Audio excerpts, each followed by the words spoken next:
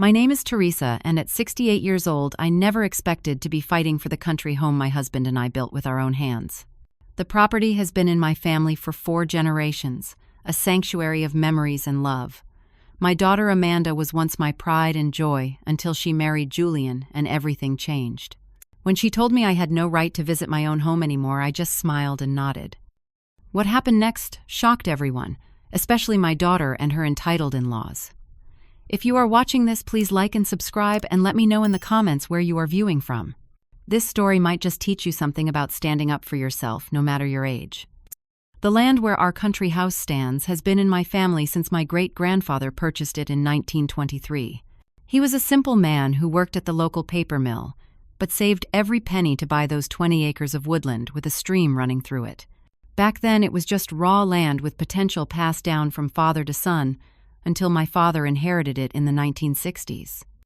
I grew up visiting that land with my father, who would tell me stories about how someday someone in the family would build something special there. We would pick blueberries in summer and tap maple trees for syrup in early spring. That land held all my childhood memories, and when my father passed away in 1979, he left it specifically to me, his only daughter, rather than to my brothers. He knew how much I loved it. I met Thomas, my late husband, during college. He was studying architecture while I was pursuing education. We married in 1980, and one of our first dreams was to build a home on that family land. We spent 5 years saving, planning, and designing. Thomas drew the blueprints himself, a beautiful 4-bedroom country house with large windows to capture the natural light filtering through the maple trees. The wraparound porch was my special request, a place where I imagined we would watch sunsets together for decades to come. We broke ground in 1985, doing much of the work ourselves with help from friends and my brothers. Every weekend for 2 years, we drove up from our small apartment in Portland to work on the house. Thomas taught me how to frame walls, install insulation, and even basic plumbing. My hands bled and my muscles ached, but watching our dream rise from the earth filled me with pride I cannot describe. We moved in during the summer of 1987, just 2 months before I discovered I was pregnant with Amanda. I still remember Thomas carrying me over the threshold, both of us laughing and crying because we had built this home with our own hands. The house was not just wood and nails to us. It was a physical manifestation of our love, our commitment, our future. Amanda was born the following spring, and that country house became the centerpiece of our family life. Every milestone was celebrated there. Thomas built a swing set in the backyard when Amanda turned 3. We marked her height on the kitchen doorframe every birthday. Christmas mornings were spent in front of the Riverstone fireplace that Thomas had meticulously constructed. That house held 20 years of memories by the time Thomas passed away from heart failure in 2007. After Thomas died, the house became even more precious to me. It was where I felt closest to him, sitting on our porch or tending the garden we had planted together. Amanda was 20 then, in college herself, studying business. She would come home on weekends and holidays, and we would cook together in the kitchen, sharing stories about Thomas and keeping his memory alive. Those were precious years. Amanda graduated, got a job with a marketing firm in Boston, but still came home at least once a month. We remained closer, so I thought. She would call me several times a week, and I believed our bond was unbreakable. The house was always her home too, and I made sure she knew it would be hers someday. Everything changed when Amanda met Julian Wells at a corporate event in 2015. She was 30 by then, successful in her career, and I was happy she had found someone. Julian came from a wealthy Boston family. His father, Harold, owned a real estate development company, and his mother, Diane, was involved in Boston high society. From the first time Amanda brought Julian to the country house, I sensed something was off. Julian walked through our home with appraising eyes, not appreciating the craftsmanship or the memories, but assessing it like a property to be valued. I remember him asking about the acreage, the proximity to the main road, and whether the stream had ever been surveyed. At the time, I dismissed my unease, thinking he was just making conversation. Their wedding was an elaborate affair in Boston, mostly planned by Diane Wells, who seemed to take over everything. Amanda changed during that time, becoming more concerned with appearances and status. The Wells family was always talking about property values, investments, and what they owned. Their conversations revolved around acquisition rather than appreciation. After the wedding, Amanda and Julian would still visit the country house, but something had shifted. Harold would make comments about how the property had development potential. Diane would suggest changes to the house, saying things like, "This wall could come down to open up the space," or "These old cabinets really should be replaced with something more modern." I remember one particular visit about 6 months after their wedding, when Harold asked me if I had ever considered selling. "This is quite a lot for a widow to maintain," he said, his voice dripping with false concern. "And the land value here has increased substantially. You could move into something more manageable, and have a nice nest egg." I told him firmly that the house would never be for sale. It was my home, built by my husband and me, and would someday belong to Amanda. Harold smiled in that condescending way of his and said, "We all have to be practical about these things, Teresa. Emotional attachments to property are rarely good financial decisions." That was the first moment I felt genuinely afraid for my home. Little did I know then just how justified that fear would prove to be. The first real disappointment came during Thanksgiving of 2016. Traditionally, Amanda would come to the country house for the entire weekend, helping me prepare the meal and then relaxing together afterward. That year she called just 2 weeks before the holiday. "Mom, we need to change plans for Thanksgiving," she said, her voice carrying that forced cheerfulness I was beginning to recognize as a sign of bad news. "Julian's parents have invited us to their place in the Berkshires. They've already arranged everything." "But we always have Thanksgiving here," I replied, trying to keep the hurt from my voice. "It's our tradition." "I know, Mom, but we need to spend some holidays with Julian's family too. It's important for our relationship with them." Her tone suggested I was being unreasonable. "Maybe you could come to the Berkshires with us," Diane said. "She would be happy to have you." The invitation was clearly an afterthought, and the idea of spending Thanksgiving as Harold and Diane's guest, rather than hosting in my own home, felt wrong. "No thank you, dear. I'll have dinner with Nancy." My sister lived just an hour away and would never leave me alone on a holiday. "Don't be like that, Mom. We'll come for Christmas instead, I promise." But Christmas brought another disappointment. Amanda called just 3 days before to tell me they had decided to spend the holiday in Vail at a ski resort with friends from Julian's social circle. I spent Christmas with Nancy again, trying not to show how deeply hurt I was. The pattern continued through the next year. Visits became less frequent, and when they did come, Julian always had some comment or question about the property. Amanda's excuses grew more transparent with each canceled plan. It was always about work commitments, social obligations with the Wells family, or vacations that couldn't be rescheduled. By summer of 2017, I began to notice small changes in Amanda herself. Her clothing was more expensive, her speech peppered with references to people and places that demonstrated her new social standing. She would talk about charity galas, country club memberships, and the vacation home the Wells family had in the Hamptons. My daughter, who once wore jeans and helped me garden, now worried about ruining her manicure if I asked for help picking vegetables. The real shock came during the 4th of July weekend. Amanda had promised to come for the local celebration, something we had attended together since she was a child. The parade, the community barbecue, the fireworks over the lake, all these were traditions that connected us to our community. "Change of plans," Mom Amanda said when she called.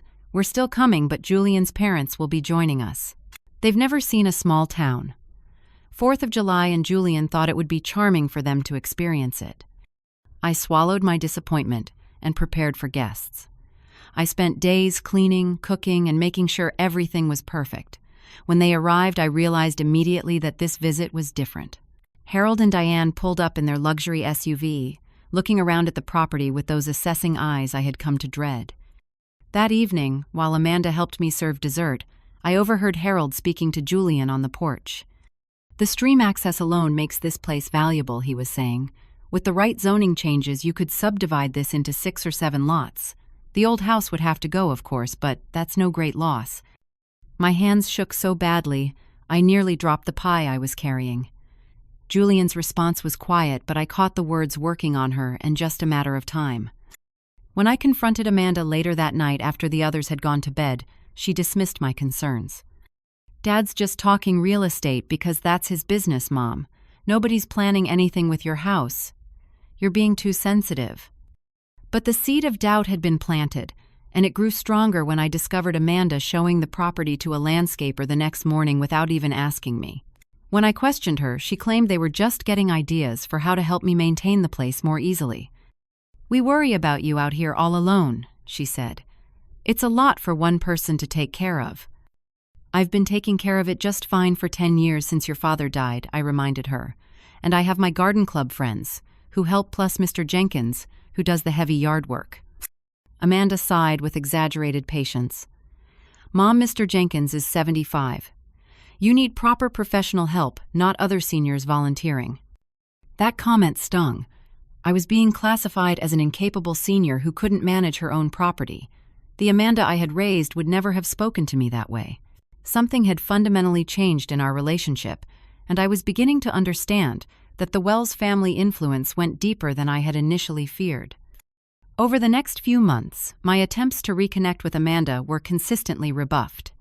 She was always too busy, too engaged with her new life, to make time for regular visits or even phone calls. When I suggested coming to Boston to see her, there was always some reason why that week wasn't good. The final disappointment of that phase came during my birthday in September. Amanda had never missed my birthday, not even during college when she would at least call. That year, I received a generic card with a gift certificate to a department store and a text message saying they were in Europe on business and would celebrate when they returned. They never did. By the end of 2017, the country house felt emptier than it ever had, even in the first lonely days after Thomas died.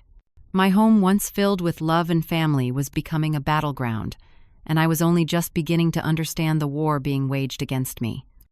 The tensions escalated dramatically during the spring of 2018. Amanda and Julian invited me to dinner at an expensive restaurant in Portland, insisting it was to make up for missing my birthday. Harold and Diane joined us, which immediately put me on edge. This wasn't a family reconciliation, it was an ambush. Over appetizers, Harold began talking about how challenging it must be for me to maintain such a large property at my age. Diane chimed in about her friend who had downsized and was so much happier without all that responsibility. "I manage just fine," I said firmly. "The house is in good condition, and I have help with the bigger maintenance tasks." "But think about the future," Teresa Harold insisted. "What happens if you become ill? Or if you need assisted living? The property taxes alone must be a burden on your fixed income." "My husband and I planned carefully," I replied. "The house is paid for, I have savings, and my teacher's pension covers my expenses." Julian exchanged glances with Amanda before saying, "We're just concerned about you, Teresa. We want to make sure you're taken care of." The conversation shifted briefly, but over the main course, Amanda brought up what was clearly the real purpose of the dinner. "Mom, Julian and I have been talking with the financial advisor about estate planning. We have some papers we'd like you to sign, just to make things easier for everyone down the road." "What kind of papers?" I asked, immediately suspicious. "Just some simple documents to add our names to the property," Julian explained smoothly. "It protects the asset from estate taxes and makes sure there's no confusion if something happens to you." "It's standard estate planning," Mom, Amanda added. "Everyone does it." I took a sip of my water, buying time to think. I already have a will. The house goes to Amanda when I'm gone. That's always been the plan. Harold cleared his throat. "Wills can be contested, Teresa. This is much cleaner, and it would allow Amanda and Julian to help with maintenance costs and improvements now rather than later." I looked at my daughter, searching for the compassionate young woman I had raised. "I'll need to review any documents with my own attorney before signing anything." The temperature at the table seemed to drop several degrees. Julian's smile tightened, and Harold exchanged a look with Diane that spoke volumes. "Of course," Amanda said, but her tone was cold. "We just thought you'd trust us to handle this for you." Trust. That was the word that kept echoing in my mind as I drove home alone that night. Did I still trust my daughter? The question broke my heart. 2 weeks later, Amanda and Julian showed up unannounced at the country house with a folder of documents. They presented them as simple formalities, estate planning tools that would protect everyone's interests. Being a former teacher, not a lawyer, some of the language confused me, but one thing was clear: the papers would add both Amanda and Julian as joint owners of my property. "This just makes things easier for everyone," Amanda insisted. "It doesn't change anything day to day." Against my better judgment, Feeling pressured by their unexpected visit, and Amanda's insistence that I was being difficult, I signed the papers. It was a decision I would soon deeply regret. Within a month, small changes began happening around the property without my consent.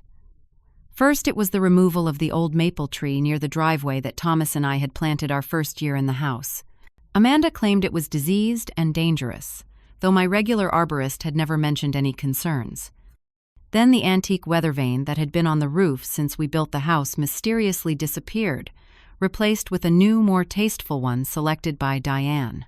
The garden shed was repainted from the blue Thomas had chosen to a more appropriate taupe that Diane felt better suited the property. Each change was presented as an improvement, a gift to help me maintain the property. But with each alteration, I felt my connection to the home Thomas and I had built being erased, painted over, removed. The most disturbing incident came when I returned from a weekend with Nancy to find workers in my house. They were measuring the living room and discussing removing the Riverstone fireplace that had been the heart of our home. Mrs. Wells authorized the estimate, the contractor explained when I demanded to know what was happening. At first I thought he meant Diane, but he clarified Amanda Wells. She said to coordinate all decisions with her rather than bothering you. That night I couldn't sleep. I paced the house Thomas and I had built, touching the walls, the door frames, the mantel of the fireplace they wanted to destroy. Each piece held memories, and all of it was being threatened. Not by strangers, but by my own daughter and the family she had married into. I called Amanda the next morning, my voice shaking with anger and hurt. "How dare you send workers into my home without even telling me?" I said. "This is my house, Amanda. Mine and your father's." "Mom, calm down," she replied, her voice patronizing. "We're just getting estimates for updates. The place is looking dated, and these changes will increase the property value." "I don't care about the property value. I care about my home, the home your father and I built with our own hands." "That's the problem, Mom. You're too emotional about a house. It's just a building, an asset. And technically, since Julian and I are now on the deed, we have every right to make improvements." Her words felt like a physical blow. "Just a building. This is your heritage, Amanda. This is where you grew up, where your father and I raised you." "And I appreciate that," she said in a tone that conveyed anything but appreciation. "But times change, and the house needs to change too. Julian's parents have excellent taste and connections with the best contractors." I hung up my hands, trembling so badly I could barely hold the phone. For the first time, I began to wonder if I had made a terrible mistake in trusting that my daughter would protect our family home and all it represented. The next few months brought more intrusions and changes. Items disappeared from the house, things with sentimental value but little monetary worth. My grandmother's quilt that had always hung in the hallway. The collection of beach stones Thomas and I had gathered over the years. Amanda's own childhood artwork that I had framed and displayed with pride. When questioned, Amanda would claim ignorance, or suggest I had misplaced the items myself. "You know how forgetful you've been lately, Mom," she would say, introducing a new and frightening suggestion that my memory was failing. I was 68, not 98, and my mind was perfectly clear. The gaslighting continued, with Amanda frequently reminding me of conversations we had never had or agreements I had never made. Each time I confronted her, she would exchange glances with Julian, as if confirming I was becoming confused and difficult. The situation reached a breaking point when I discovered they had given keys to the house to Harold and Diane without my knowledge. I found out when I came downstairs one morning to find Diane in my kitchen measuring the cabinets. "These will need to be completely replaced," she was saying to someone on her phone. "The whole kitchen is hopelessly outdated." When she saw me standing there in my robe, she barely looked embarrassed. "Good morning, Teresa. I hope you don't mind. We wanted to get an early start with the contractor." "I mind very much," I said, my voice steady despite my racing heart. "This is my home and you don't have permission to be here, especially not to plan renovations I haven't approved." Diane's smile was cold. "Amanda gave us keys and asked us to oversee the updates. I thought you understood that we're helping to modernize the property." "Get out," I said quietly. "Get out of my house right now." That confrontation led to sleepless nights, as I realized how quickly I was losing control of my own home. The documents I had signed had given Amanda and Julian far more power than I had understood, and they were using that power to systematically erase Thomas and me from the property we had created together. The final betrayal came on a beautiful October day in 2018. The maple trees surrounding the house were ablaze with fall colors, the kind of day Thomas and I had loved best. I was on the porch with my morning coffee when a large SUV pulled into the driveway. Amanda stepped out, followed by Julian and his parents. Their expressions told me this wasn't a social call. Amanda's face was set in lines of determination I recognized from her childhood when she had made up her mind about something and wouldn't be swayed. Julian looked smugly satisfied, while Harold and Diane surveyed the property with the air of people finally claiming something they had coveted. "Mom, we need to talk," Amanda said as they approached the porch. There was no greeting, no warmth in her voice. "Would you like coffee?" I offered, clinging to normal courtesies while my stomach knotted with dread. "This isn't a social visit," Julian said. "We have business to discuss." I sat in my rocking chair, the one Thomas had made for me when I was pregnant with Amanda, and waited. Whatever was coming, I would face it with dignity. Amanda took a deep breath. "Mom, Julian and I have decided that the best use of this property is to incorporate it into the Wells family trust. His parents have experience managing valuable real estate, and they have plans to preserve the land while maximizing its potential." "Preserve the land," I repeated. "What does that mean exactly?" Harold stepped forward. "We'll be developing portions of the acreage for luxury vacation properties while maintaining the environmental integrity of the stream and woodlands. It's a responsible approach to land use." My hands gripped the arms of my rocking chair. "And the house? What about the house Thomas and I built?" There was a moment of uncomfortable silence before Diane spoke. "The existing structure doesn't fit with the development aesthetic," she said, as if discussing removing an unsightly garden shed rather than my home. It would be repurposed or replaced with something more suitable to the overall vision. The world seemed to tilt beneath me. They were planning to destroy my home, the home that held every memory of my life with Thomas, every milestone of Amanda's childhood. "No," I said simply. "This is my home. I will never agree to this." Amanda's expression hardened. "Mom, you don't understand. The decision has already been made. The paperwork you signed gave Julian and me equal ownership, and we've agreed to transfer our interests to the Wells Family Trust." "That's not what those documents were for," I protested. "You said they were for estate planning to avoid taxes when I'm gone." Julian laughed, a short, dismissive sound. "You should have read the fine print, Teresa, or consulted that lawyer you mentioned."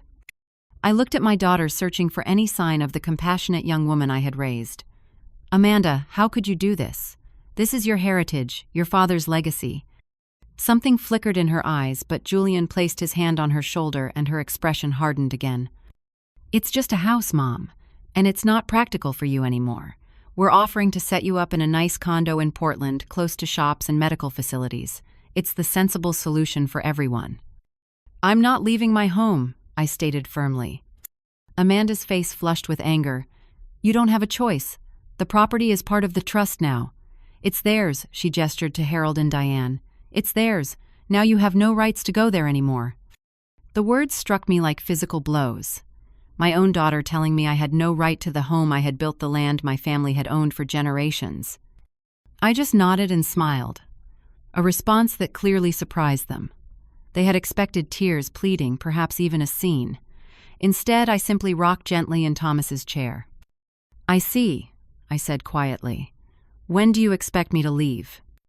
Thrown off balance by my calm, they exchanged glances.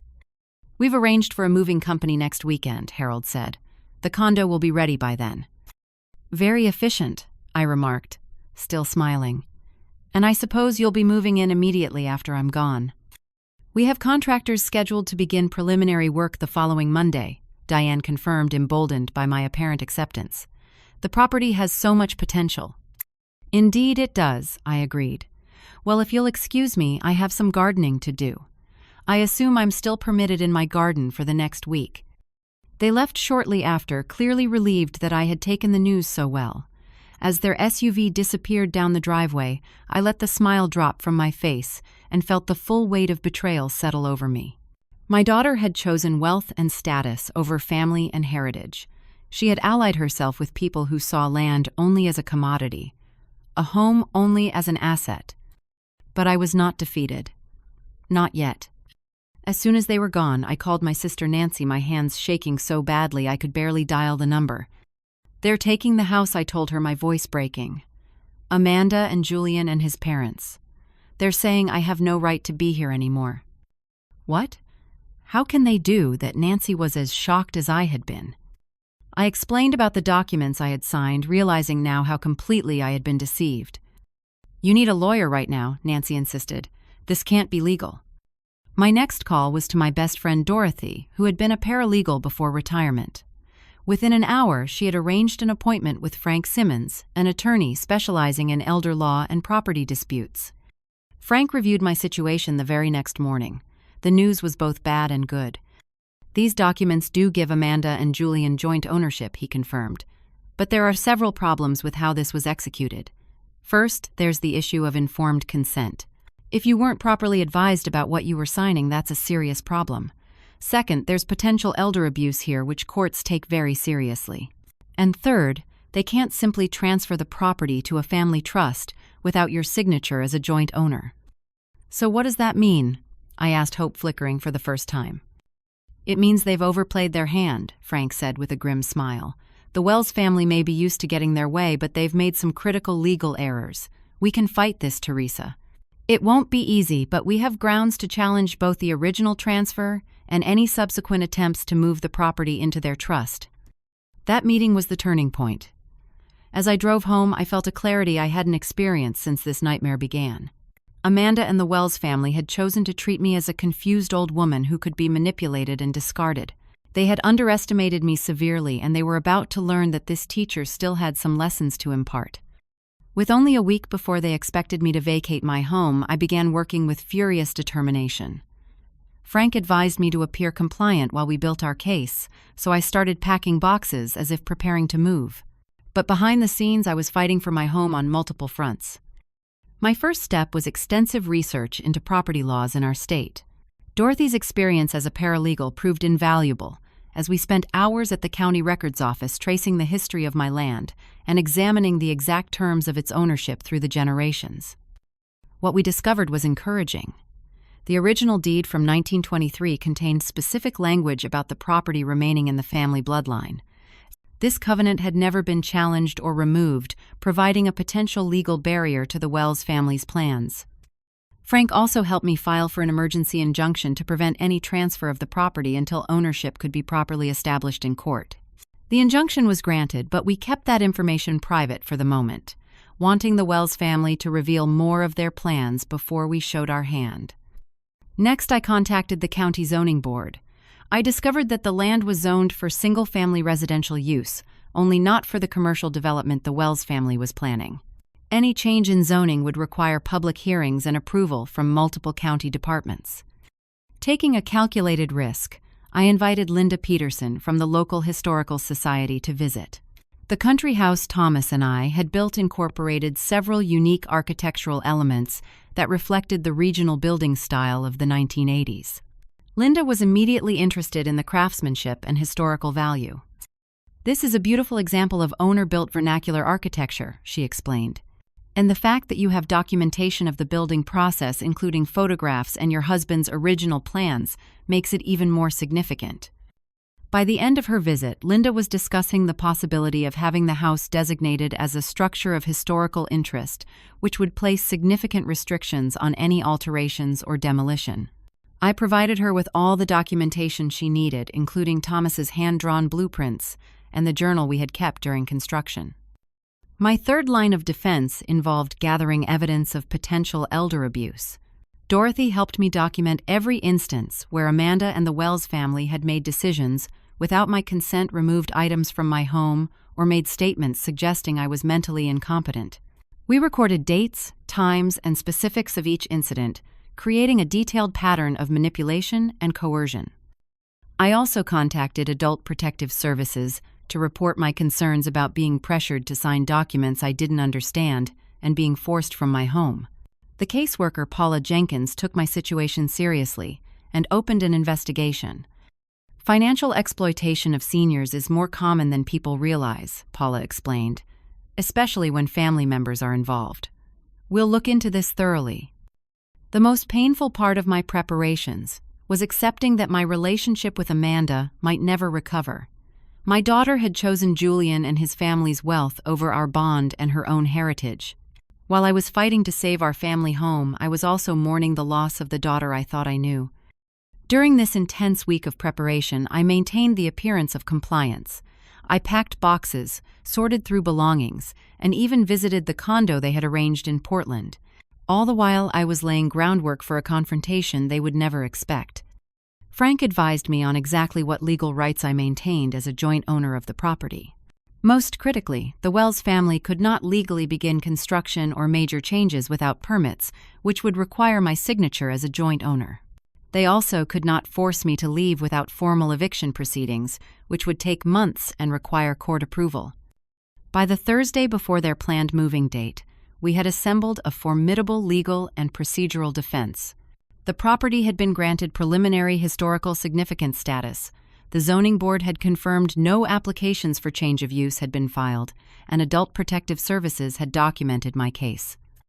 I also discovered through county records that the Wells Family Trust had already borrowed against the anticipated value of the developed property. Harold had leveraged other assets based on the assumption that this deal was complete. If their development plans were blocked, they would face significant financial consequences. On Friday morning, I received a call from Amanda, confirming that the moving company would arrive at 8 a.m. Saturday to pack my remaining belongings. The Wells family would be coming Saturday afternoon to help me transition to my new home. "Don't worry about anything, Mom," she said, her voice falsely bright. "We'll take care of everything. The condo is all set up, and you'll be much happier there." "Thank you, dear," I replied mildly. "I'll be ready." That evening, with everything in place, I sat on the porch Thomas had built and watched the sunset.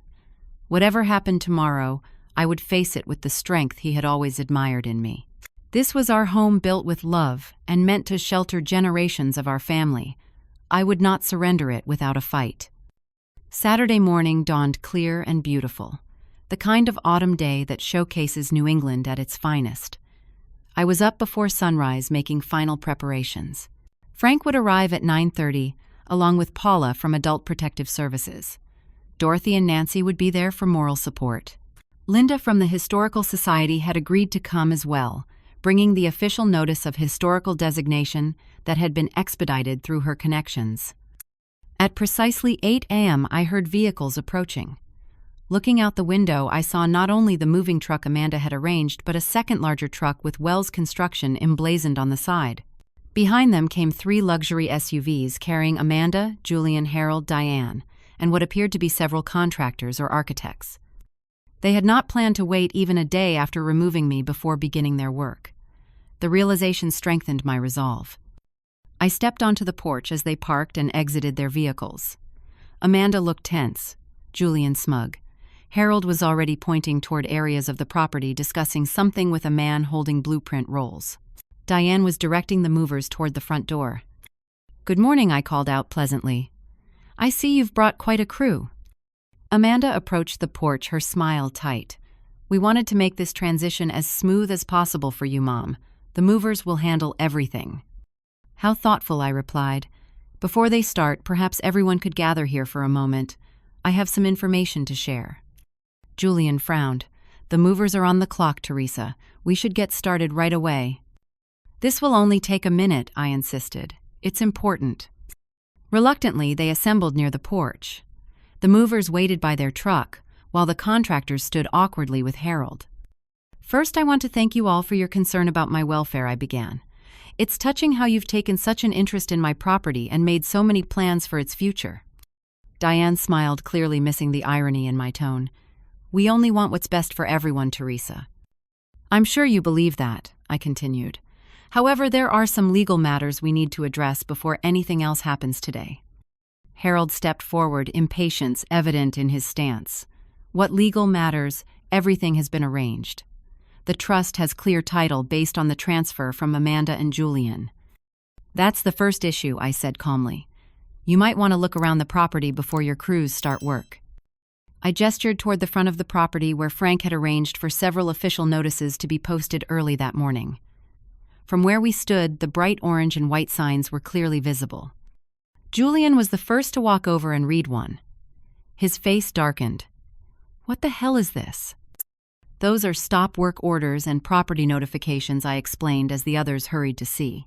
"The first indicates that no construction or demolition can occur on this property due to its recent designation as a building of historical significance. The second is a notice from the County Zoning Board, confirming this property is zoned exclusively for single-family residential use, with no applications for variance or commercial development pending. The third is a notice of the injunction preventing any transfer of ownership interest until our court hearing next month." Their faces registered shock and confusion.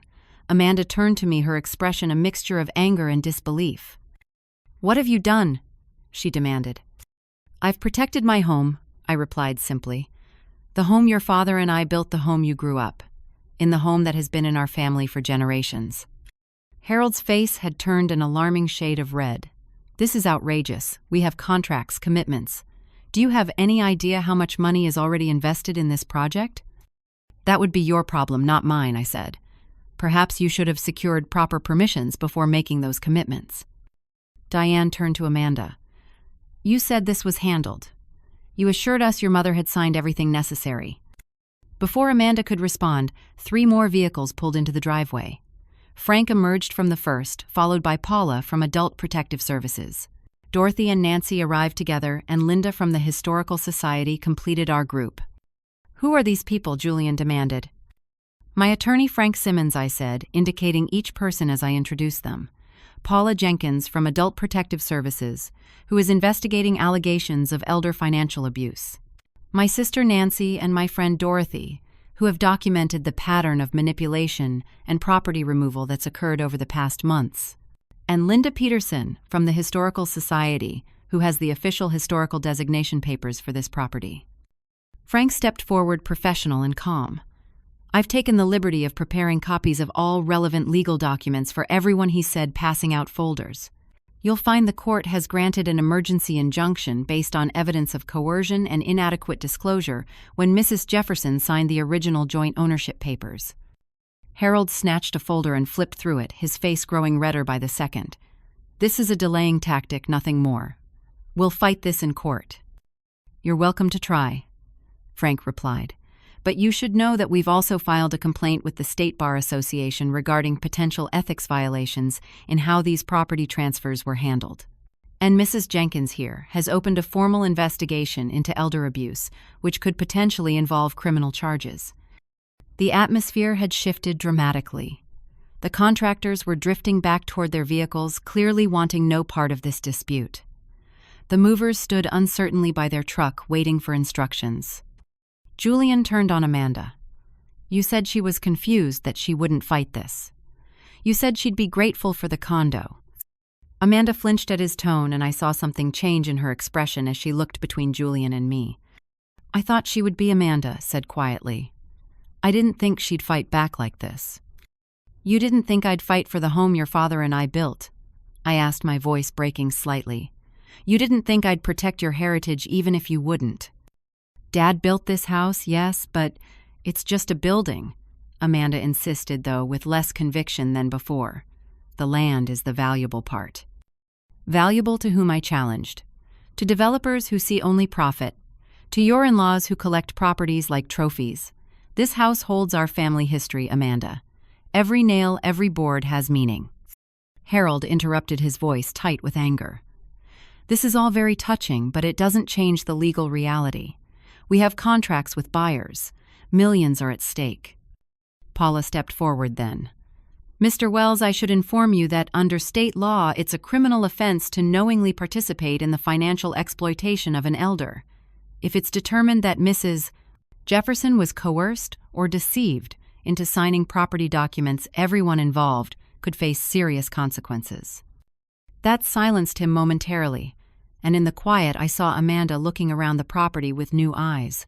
She walked slowly to the maple tree near the porch, touching the swing that still hung from its lower branch, the same swing Thomas had hung for her 7th birthday. "Do you remember the day Dad put this up?" I asked her softly. How he tested it himself first, and the branch bounced so low his feet dragged on the ground. A ghost of a smile touched her lips. He said he was just breaking it in for me. This is the third swing, I told her. He replaced it when you were 12, and I replaced it after he died because I couldn't bear to see it empty. Amanda's eyes filled with tears, the first genuine emotion I'd seen from her in months. Julian approached her, his voice low but still audible. Don't let her manipulate you with sentimentality. Think about what we stand to lose. What about what I stand to lose? Amanda replied, turning to face him. This is my childhood home, Julian. My father built it. It's an old house, on valuable land, he dismissed. Your mother can't maintain it much longer anyway. We're doing her a favor. By forcing her out and destroying the house, by lying about the documents she was signing, Amanda's voice rose. You told me those papers were just for estate planning to protect Mom's interests. Julian's expression hardened. Don't act innocent now. You knew exactly what we were doing. You were fine with it until your mother pulled this stunt. I thought we were helping her, Amanda insisted. You said the condo would be better for her, that she'd be happier there. And you believed that because it was convenient, Julian snapped. It let you take what you wanted without feeling guilty. The raw truth of his statement hung in the air between them. I watched my daughter's face as the full reality of what they had been doing, what she had been participating in, dawned on her. Harold intervened, his voice cold and calculating. This is not the time for a domestic dispute. We need to focus on the legal challenge and how to overcome it. Overcome it, Amanda repeated. You're talking about my mother's home, my family's home. I'm talking about a significant investment that your husband committed us to, Harold replied. One that's now in jeopardy because your mother has apparently been playing us for fools. Diane added her piece, her voice sharp. Really, Amanda? You assured us your mother would cooperate.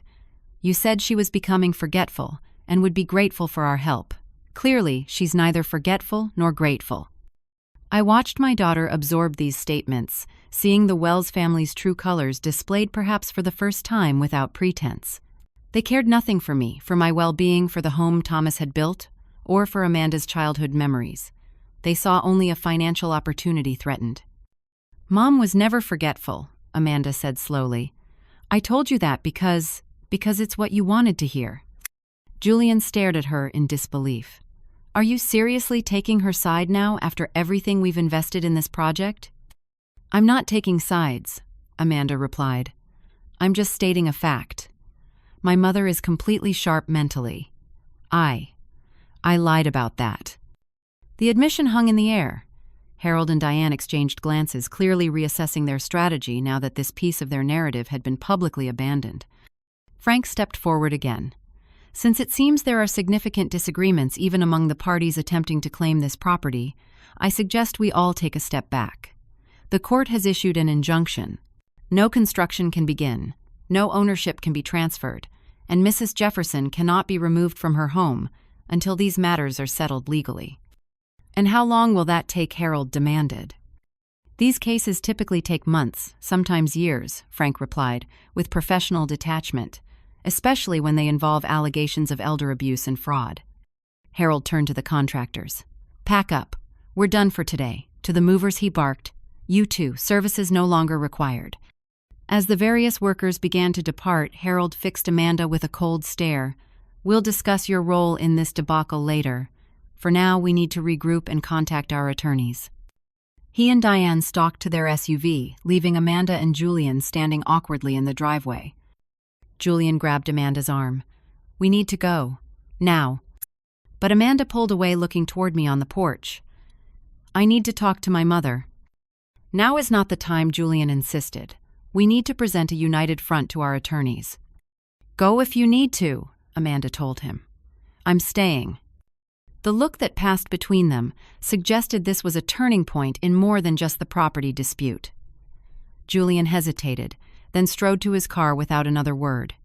He peeled out of the driveway, following his parents. In the sudden quiet after all the vehicles had departed, Amanda stood alone in the driveway, looking lost and much younger than her 33 years. Would you like some coffee? I asked her, echoing my offer from that terrible day when they had come to claim my home. This time she nodded and slowly climbed the porch steps. The aftermath of that confrontation unfolded over many months, bringing both heartbreak and healing. Amanda stayed for 3 hours that day, sitting with me in the kitchen where she had grown up. For the first time in years, she spoke honestly about how Julian and his family had gradually influenced her, changing her priorities and perspective. "They made me feel like I was joining something special," she explained, cradling her coffee mug in both hands. "The Wells named their connections, their world, it all seemed so important. I started seeing everything through their eyes, even you in this house." And now I ask gently.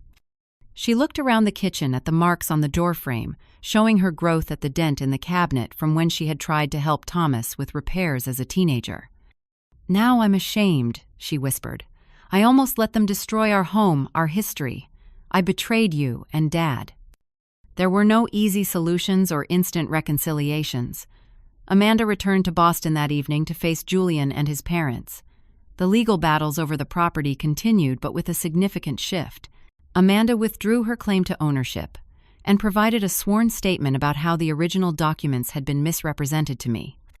Without Amanda's cooperation, the Wells family's position weakened substantially. Frank negotiated a settlement that fully restored my sole ownership of the property and included financial compensation for the distress and legal expenses I had incurred. The historical designation became permanent, protecting the house from future development schemes. The personal consequences were more complicated.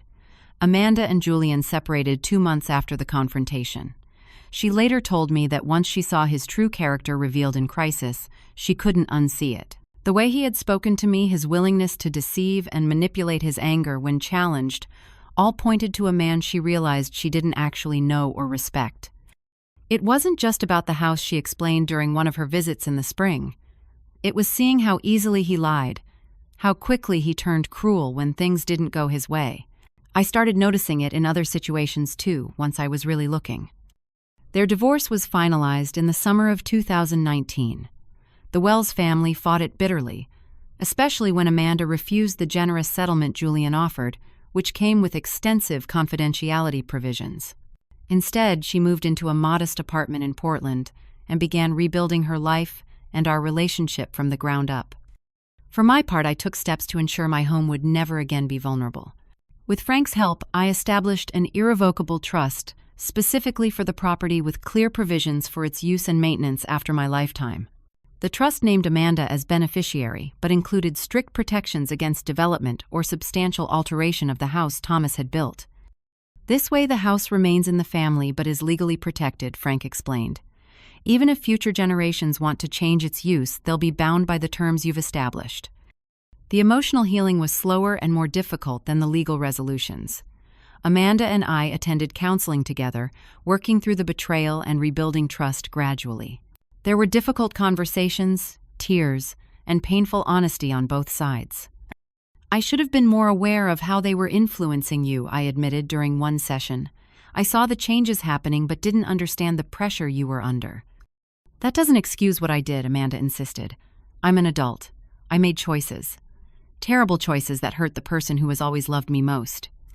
By the fall of 2019, nearly a year after the confrontation, Amanda asked if she could move into the guest room of the country house temporarily while she figured out her next steps. Having her home again was both joyful and challenging. We had to establish new boundaries and patterns of interaction, learning to respect each other as adults with independent lives but shared values. The house itself became part of our healing process. Together we began restoring the elements that had been changed or removed during the Wells family's influence. We found the original weather vane in the garden shed where it had been hidden rather than discarded. Amanda helped me plant a new maple tree to replace the one that had been cut down. Most meaningful was the day Amanda discovered her father's old workshop journal in the attic, with detailed notes about every aspect of building the house. She read it cover to cover often, with tears streaming down her face. "I never really understood what Dad accomplished here," she told me. "How much skill and love went into every detail. I was too young to appreciate it then." "He would be so proud of you for recognizing it now," I assured her. By the spring of 2020, Amanda had found a new job in a marketing firm in Portland and moved into her own apartment, but she visited the country house every weekend. Sometimes she brought friends, introducing them to the home with obvious pride, telling stories about her father's craftsmanship and our family history. One particularly meaningful weekend, Amanda organized a gathering of my garden club friends, her new colleagues Nancy, Dorothy, and even Frank and Paula. Together, we planted a memorial garden for Thomas near the stream, a peaceful spot with a bench where I could sit and feel close to him. During that gathering, as I watched Amanda confidently directing everyone and sharing stories about the property, I realized how much we had both grown through this painful experience. I had found strength. I didn't know I possessed standing up against intimidation and fighting for what mattered. Amanda had recognized the hollow nature of wealth and status when they came at the cost of integrity and family. The Wells family eventually moved on to other projects, though I occasionally heard through community connections that they still resented their failure to acquire my property. Their development company faced financial difficulties after several of their investors pulled out, following the negative publicity from our dispute. I took no pleasure in their troubles, but I did feel a certain satisfaction in knowing that actions have consequences.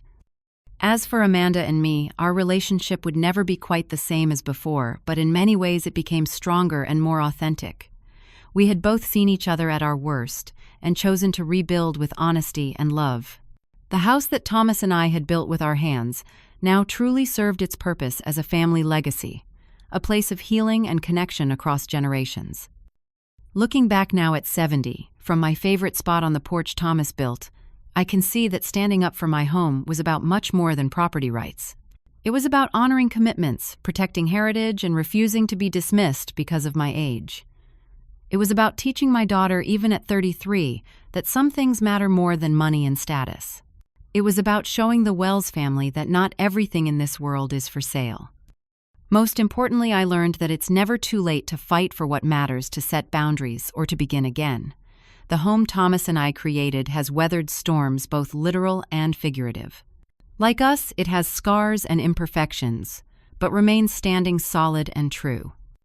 If you've stayed with me through this story, I hope you take away this lesson. Stand firm for the things that truly matter to you, even when those you love don't initially understand. Age brings wisdom, if we let it, and sometimes the quietest voices prove the strongest in the end.